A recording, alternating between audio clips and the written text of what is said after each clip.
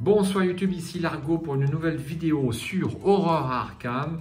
Je voulais expliquer mon deck Finn Edwards, enfin les choix que j'ai faits qui ne sont pas forcément les meilleurs. Parce que malgré mon expérience, je suis très loin d'être le meilleur joueur du monde sur ce jeu. C'est parfaitement clair. Moi, j'ai un petit peu d'expérience. Avant de détailler ce deck Finn Edwards, je voulais vous parler de cette boîte posée négligemment ici sur la table, le Dilemme du Roi, première partie samedi. Et puis j'ai trouvé ça très enthousiasmant, de même que les 3 autres joueurs avec lesquels j'ai joué. Et je pense que ça plaira beaucoup à tous les joueurs d'Horror à Arkham, puisque là aussi il y a un côté narratif et il y a un côté discussion collaboratif avec un objectif caché. C'est-à-dire que ce jeu est librement inspiré de Game of Thrones, mais sans la licence, donc c'est un autre univers, un univers très détaillé, très bien écrit, et on va prendre le rôle donc d'une maison sur plusieurs générations, et on va orienter les choix de notre maison pour l'avantager et, si possible, également faire évoluer dans le bon sens le royaume. Ou dans le mauvais sens. Vous avez vraiment le choix de ce que vous allez faire. Donc nous, on a joué le prélude. C'est une petite extension qui est livrée avec la boîte. Et rien que ce prélude était très intéressant. Donc, en pratique, en quoi ça consiste? Ça consiste donc à ouvrir des enveloppes avec des cartes dilemme. Donc des cartes dilemme et des cartes histoire. Donc des cartes histoire, comme son nom l'indique, eh bien ça va vous décrire tout simplement l'histoire ou l'avancée de l'intrigue du royaume. Et puis chaque dilemme, eh bien, ça va être un choix à faire, un choix qui va être discuté à la table par l'ensemble des joueurs, suivi d'un vote avec plus ou moins de jetons de pouvoir selon le poids que vous voulez donner, ou alors vous passez parce que ce choix-là ne vous intéresse pas. Par exemple, il y a du grabu dans l'une des provinces du royaume, vous êtes marchand au nord du royaume, il y a une petite carte qui est livrée. Le résultat de ce dilemme ne vous intéresse pas, donc vous allez passer. Ou alors, si vous avez intérêt à ce que l'ordre soit maintenu dans cette région, ben, au contraire, vous allez essayer d'influer les autres maisons qui sont à la table. Donc, il faut y jouer avec des joueurs je dirais, qui ne sont pas forcément versés dans l'art du théâtre, mais qui parlent un peu. Il y a un petit côté jeu de rôle dans cette boîte, et il est important que chaque joueur prenne à cœur son rôle. Quand au début vous choisissez une maison qui va avoir un caractère particulier. Donc moi je joue beaucoup de truands à Arkham, et bien là j'ai choisi, je crois que c'est les Lannister, donc des commerçants un petit peu fielleux là, et donc il faut prendre une maison qui correspond un petit peu à son caractère, ça n'en est que plus agréable. Donc je filmerai une partie, le premier scénario, pas plus, parce que si on vous filme plus, eh bien, on gâche le jeu. Mais après avoir joué le prélude, je pense que si vous regardez une vidéo avec uniquement la première partie, c'est-à-dire qu'il y aura entre 5 et 7 cartes dilemme à jouer sur l'ensemble de cette partie, je pense que vous pouvez quand même acheter le jeu derrière. Vous connaîtrez un petit peu le début de l'intrigue, mais franchement, moi, ça me paraît super léger. Et c'est nécessaire de voir ça. Donc une partie filmée, voilà, je vous donne rendez-vous dans une quinzaine de jours quand même pour cette partie. Voilà, c'était tout. Je repasse à notre cher Horreur à Arkham. J'espère ne pas vous avoir trop bassiné avec cet autre jeu. Donc Finn Edwards, le voici. Le contrebandier, investigateur de civilisation oubliée. 1 en volonté, c'est son gros problème, 4 en intelligence, 3 en lutte, 4 en agilité, et son pouvoir, c'est de pouvoir faire une action gratuite à chaque tour, qui ne peut être utilisée que pour s'échapper. Elder Seed, +1 pour chaque ennemi incliné en jeu. C'est un petit peu anecdotique. En cas de réussite avec une différence de 2 ou plus, vous avez le droit de découvrir un indice dans votre lieu. Alors le +1 pour chaque ennemi incliné peut être anecdotique. Par contre, le fait de découvrir un indice dans votre lieu avec une différence de 2 ou plus ne l'est pas. Là-dessus, on est d'accord. Ça peut permettre de découvrir un indice de façon assez facile quand même. Jamais perdre de vue la sortie ni la marchandise. 7 points de vie et 7 points de santé mentale. C'est un investigateur équilibré et ça, là encore, c'est son point fort. Son deck, eh bien, ça sera les cartes illicites de niveau 0 à 5, les cartes truands de niveau 0 à 3, et puis jusqu'à 5 autres cartes, chercheurs et ou survivants de niveau 0. Donc des cartes illicites, il n'y en a pas énormément encore dans le jeu, bon, il y en a quelques-unes. C'est embêtant de ne pas pouvoir avoir accès aux cartes truands 4 et 5, mais bon, il faut faire avec. Hein. Voilà, donc je ne vais pas vous relire son petit speech, je fais un gros plan si vous voulez le relire. Donc, on va commencer par ces cartes signatures, on va aller assez vite. Donc, le produit de contrebande, une carte qui vaut 0, c'est un événement avec un icône joker. À jouer uniquement s'il n'y a pas d'ennemis redressés dans votre lieu. Cherchez une carte illicite dans votre pile de défausse, soit parmi les 9 cartes du dessus de votre deck. Piochez-la. Si vous avez cherché dans votre deck, mélangez produit du contrebande dans votre deck. Donc ça, une carte quand même assez efficace pour aller chercher illicite. Donc il y a beaucoup d'armes truands qui sont illicites. Et si on est en panne d'armes, eh bien cette carte est quand même est très utile. Donc à noter que si vous avez déjà utilisé son arme favorite, hein, qui est le Fidèle 38 de Finn, qui n'a que 3 munitions et dans votre défausse, vous pouvez la rejouer encore une fois à l'aide de cette carte. Donc c'est utile. La deuxième carte signature, parce qu'il en a 2, donc c'est le Fidèle 38 de Finn, qui ne vaut que 2 ressources, un icône d'agilité, un icône joker. 3 munitions, dépenser une munition, combattre, vous gagnez plus 2 en lutte pour cette attaque. Si l'ennemi n'est pas engagé avec vous, vous infligez plus 1 dégât pour cette attaque. Donc c'est assez utile. Forcément, ça combatte avec sa capacité, à savoir d'incliner les ennemis. Il a une action gratuite pour incliner un ennemi à chaque tour. Et donc, le Fidèle 38 de Finn sera utile. Alors, on a cette carte qu'en un seul exemplaire, c'est son principal point faible. Sa carte faiblesse, pris la main dans le sac, une faiblesse assez ennuyeuse, hein, puisque pour Finn, puisqu'on va a priori échapper, s'évader de pas mal, incliner pas mal d'ennemis, et avec pris la main dans le sac, il se redresse et se déplace de un lieu vers vous, pour peu qu'il soit dans votre lieu ou dans un lieu connexe. Alors ils n'attaquent pas tout de suite, mais si vous piochez cette carte par exemple à la phase... en dernière action de votre phase d'investigation et que la phase des ennemis est à suivre, on est un petit peu dans la mouise, hein, il faut bien le dire. Voilà, pris la main dans le sac, et puis ma carte faiblesse aléatoire, j'ai pioché la tour. C'est pas trop méchant pour un truand, puisqu'il faut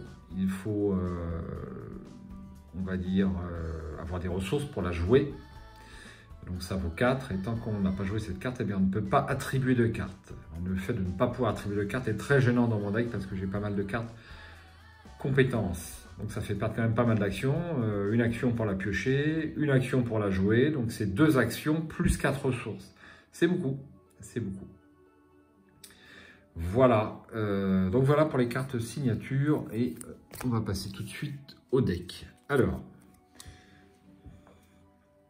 donc l'allié que j'ai choisi, eh bien c'est Peter Sylvestre, parce qu'il me faut impérativement un tampon en santé mentale. Et donc Peter Sylvestre est le meilleur tampon quasiment, je pense, en horreur. Et en plus, il a un petit +1 en agilité, ce qui est très utile à Finn Edwards. Donc c'est quasiment de l'auto-inclus, puisqu'il a accès aux cartes de niveau 0, chercheur et survivant. Donc je l'ai pris en 2 exemplaires. Donc c'est le seul allié que j'ai dans mon deck. Je prends toujours 2 alliés dans mes decks, en fait, pour éviter d'avoir de la redondance, sauf si j'ai l'intention de jouer charisme, mais je ne prends jamais plus de 2 cartes,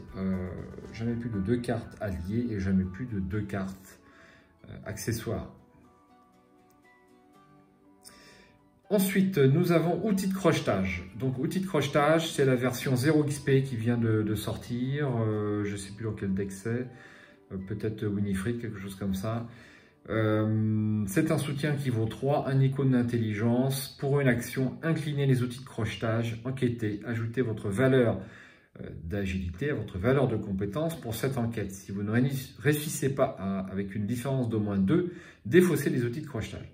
Donc elle est nettement moins bonne que sa version AXP, AXP d'ailleurs, elle est très, très abordable, puisque là, si on échoue, enfin si on réussit avec 2 ou moins, ou si on échoue, eh bien on va défausser cette carte. Donc on perd les 3 ressources, on perd l'action qui a été nécessaire pour le poser, c'est extrêmement ennuyeux.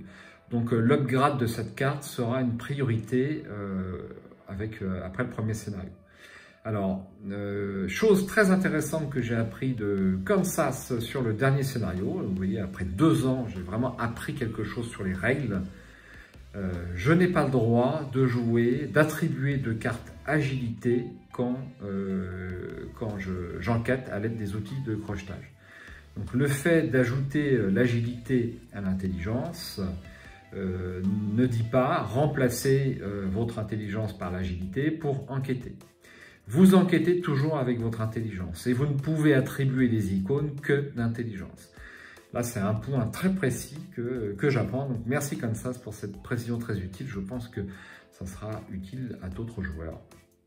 Voilà pour les outils de crochetage. 2 exemplaires, évidemment. 4 en agilité, 4 en intelligence. Elle est, même si cette carte est un petit peu plus faible que sa version XP, elle est auto-incluse quasiment pour Finn Edwards. Ça coule de source. Ensuite, une carte que je prends beaucoup en solo lorsque j'y ai accès, Loup solitaire, pour avoir une petite ressource supplémentaire. Voilà, et puis une petite icône d'agilité, ce qui n'est jamais inutile avec Finn. Voilà, donc j'ai pris cette carte en 2 exemplaires, mais peut-être que j'enlèverai. J'ai un deck qui n'est pas trop cher, hein, ça peut passer. 2 exemplaires. Ensuite, soutien suivant, eh bien, ça sera l'imperméable. Donc l'imperméable, c'est mon tampon en points de dégâts. Et ce tampon-là a aussi un bénéfice de +1 lors des tentatives d'évasion. Donc l'imperméable est rigoureusement indispensable, enfin très indispensable à Finn Edwards aussi. Son seul inconvénient, c'est qu'il est un petit peu cher quand même, cet imperméable. Il vaut 3 ressources. Il faut le poser. Ça doit être l'imperméable à Roland, apparemment. C'est une carte neutre, donc qui est accessible à beaucoup de monde. Là encore, je l'ai pris en 2 exemplaires. Soutien supplémentaire, donc l'une de mes 2 armes. Hein, je vais beaucoup évader, donc je n'ai pas axé mon deck sur la lutte. Mais il ne faut pas être démuni non plus. Hein. On est obligé de tuer, je pense, certains ennemis, quel que soit le scénario, même sur Civilisation oubliée. Donc il faut quand même une arme. Donc j'ai choisi le 25 automatique qui vaut 4 ressources. Donc là c'est assez cher, ça pique un peu. Un icône d'agilité, il est illicite, on l'a dit tout à l'heure, je crois que toutes les armes truands d'ailleurs sont illicites à ma connaissance. Point fort, il est rapide, ça ne coûte pas d'action pour le poser, ça c'est super utile. Il a 4 munitions, c'est pas mal parce que je n'ai pas de carte de recharge. Action, dépenser une munition, combattre. Si l'ennemi attaqué est incliné, vous gagnez +2 et infligez +1 d'attaque pour cette attaque. Donc c'est presque pareil que le Fidèle 38, sauf que c'est rapide et le bonus de +2 est conditionnel au fait que ça soit incliné. Alors sur le Fidèle 38,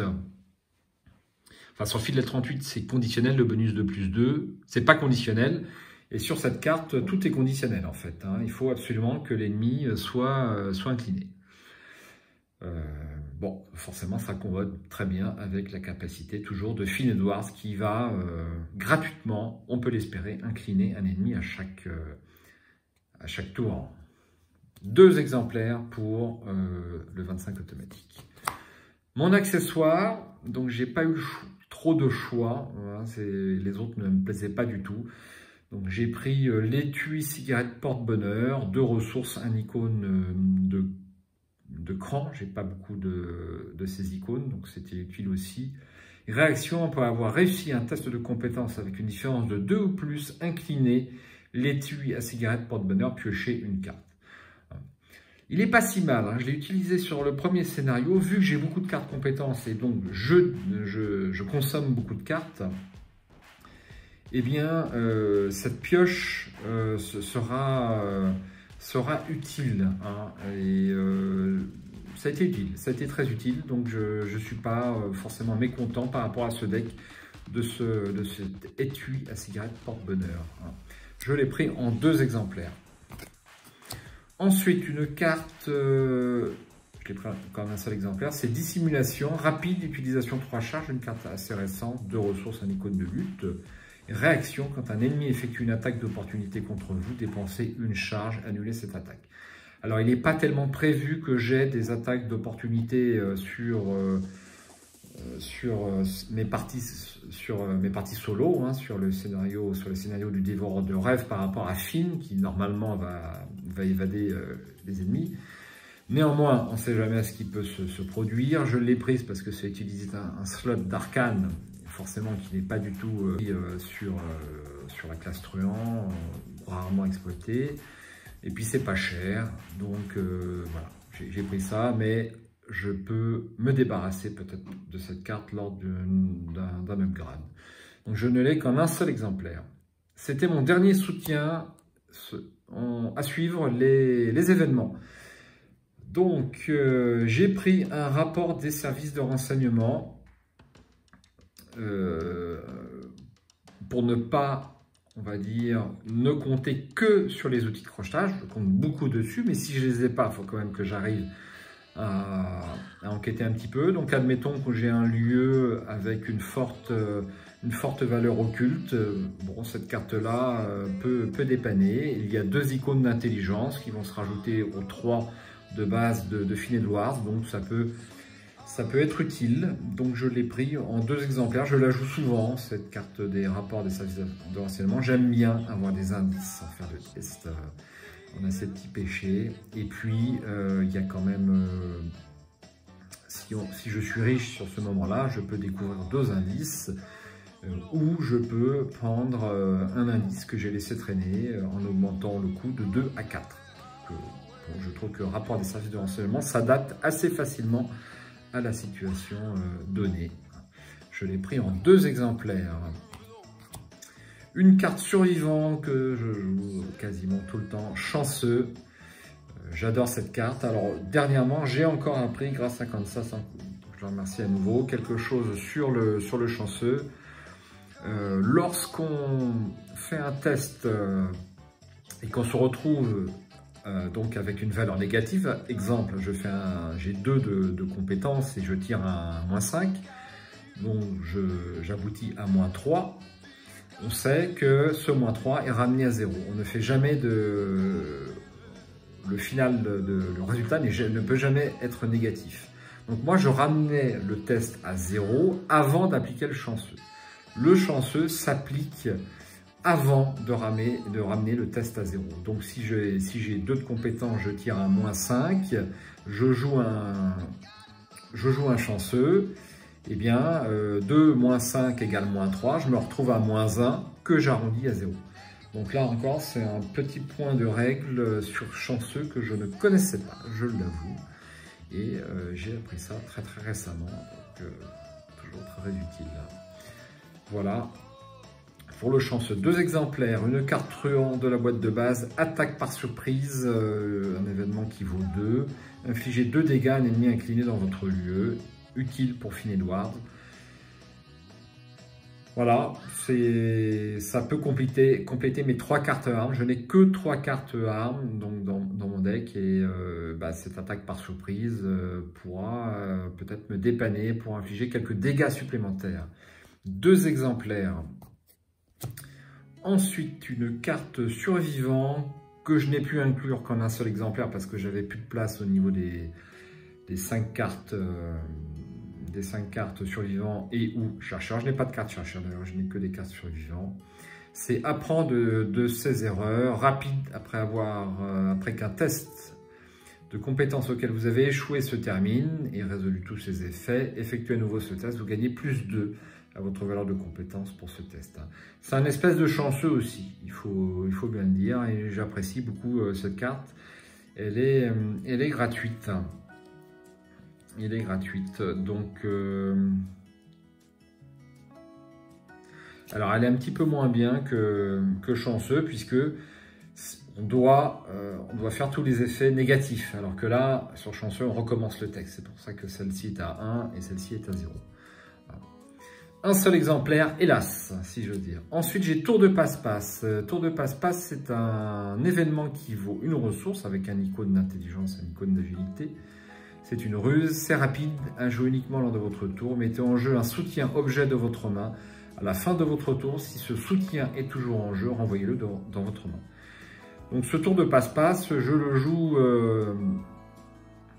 le joue en version mutée. D'ailleurs, je pourrais remplacer la carte parce que je l'ai, je vais le faire. Ça, c'est utile pour compléter mes 3 cartes armes. Donc je joue tour de passe-passe, je joue mes 3 munitions, et puis cette carte revient dans ma main, donc ça peut être utile. Mais ce n'est pas une carte que je considère indispensable dans ce deck, je ne l'ai qu'en un seul exemplaire. Ensuite, on attaque les compétences, donc j'ai présence d'esprit. Présence d'esprit, c'est quoi? C'est boîte de base? Non, c'est de Dunwich. Un icône joker, et si ce test de compétence est réussi avec une différence de 2 ou plus, après sa résolution, vous avez le droit d'effectuer immédiatement une action comme si c'était votre tour. Cette action ne compte pas dans le nombre d'actions que vous pouvez effectuer à chaque tour. Voilà pour présence d'esprit. J'aime bien jouer cette carte, et jouer une action supplémentaire en solo, c'est encore plus intéressant que jouer une action supplémentaire en multi. Parce que, je dirais, lorsque vous jouez en multi, une action, par définition, a moins de valeur quand vous jouez à plusieurs que quand vous jouez seul. Chaque action est très importante lorsque vous jouez en solo, parce qu'il y a moins d'indices sur les cartes, et cette carte-là, je pense, va m'être très utile. Il y a une carte que je vais prendre dès que possible, ça sera également la carte exceptionnelle qui donne 3 actions de plus. Son nom m'échappe. Donc je l'ai en 2 exemplaires. Ensuite, on a du classique, donc j'ai pris Perception pour passer de 3 à 5 sur mes tests d'enquête lorsque je n'ai pas les outils de crochetage, mais je peux l'utiliser aussi avec les outils de crochetage si ça s'avère nécessaire pour un lieu à 5 par exemple, pour être sûr d'avoir le bonus de 2 qui sera très très important. Cette carte, une fois que j'aurai upgradé les outils de crochetage, pourra disparaître du deck, j'en aurai moins besoin. J'ai un exemplaire de dextérité, j'en ai pris qu'un, bah oui, mais j'avais plus de place. Bon. Pour l'instant, j'en ai qu'un. Peut-être que je enlèverai un perception pour ajouter un dextérité upgradé au deck, à voir. Pour l'instant, je n'ai qu'un seul dextérité parce qu'en fait, j'ai l'imperméable plus 1, j'ai le Peter Sylvestre encore plus 1 en agilité. Donc, je me dis que c'est pas indispensable d'avoir une grosse dextérité. Elle est déjà pas mal. Peut-être pas forcément un bon choix. Maîtrise, 2 icônes de lutte, qu'est-ce que je raconte? Et puis on pioche une carte, hein, toujours ce que je disais, je tiens à piocher pas mal de cartes, donc j'ai l'étui à cigarette plus toutes ces cartes compétences, à jouer forcément pour compléter, j'ai dû dire tout à l'heure que Finn avait 3 en intelligence, c'est 4, je me suis trompé, c'est 3 en lutte, donc Finn, avec sa petite lutte, va progresser jusqu'à 5, et on n'est pas du tout dans le superflu pour que les munitions arrivent à bon port. Donc 2 exemplaires de maîtrise, et puis comme Finn Edwards a 3 bonnes compétences, eh bien j'ai pris Courage Inattendu qui pourra s'adapter à toute situation, pourra peut-être même aider sur un test de cran, donc je pense que j'échouerai à tous les tests de cran que je vais faire. Lorsque le test de cran, le résultat du test va nous donner plus ou moins d'horreur selon le degré d'échec, je jouerai une carte inattendue pour peut-être amortir le nombre de points de dégâts ou d'horreur qui est pris par la carte traîtrise. Donc voilà, Courage inattendu, particulièrement utile je trouve pour les investigateurs qui ont 3 caractéristiques ou plus, à 3 ou au-delà. Cette carte s'adapte bien. Seul inconvénient, c'est qu'on ne pioche pas de cartes, hélas. Donc voilà pour ce deck, ça fait 30 cartes, tout ça. J'ai oublié de mettre le lien sur la première vidéo de scénario. Je vais réparer cette erreur en même temps que je poste cette vidéo. J'oublie beaucoup de choses. Et puis avant d'en terminer, je vais, puisque j'ai joué le premier scénario, je vais détailler mon upgrade. Donc ça sera assez vite fait. J'ai eu 10 XP sur le premier scénario. J'ai donc choisi d'upgrader l'étui à cigarette porte-bonheur. C'est la première fois, je crois, que je le joue. C'est des versions à 3 XP. Donc 2 icônes de cran, ça peut m'être utile. Réaction, après avoir réussi un test de compétence avec une différence de 1 ou plus, inclinez l'étui à cigarette, cherchez une carte parmi les X cartes du dessus de votre deck. Piochez-la et mélangez les cartes restantes dans votre deck. X, c'est le nombre de points de réussite. Donc au moins une, et puis souvent peut-être 2 ou 3. Donc voilà, une espèce de sac à dos qui va me permettre de choisir une carte. Un peu cher, hein, un peu cher quand même. Je l'ai prise. Hein, j'avais pas de... Donc je l'ai pris en deux exemplaires. Où est le deuxième? Bon, je sais pas. Ah, ça c'est une erreur, voilà.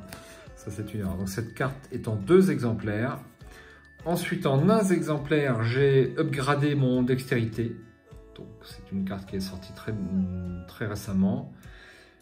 En cas de réussite, piochez une carte, mais 2 à la place en cas de réussite avec une différence de 2 ou plus. Puis 3 icônes d'agilité, hein, donc il est très probable qu'on réussisse avec 2 ou plus. Donc là, on va beaucoup piocher. Et puis évidemment, j'ai upgradé outil de crochetage.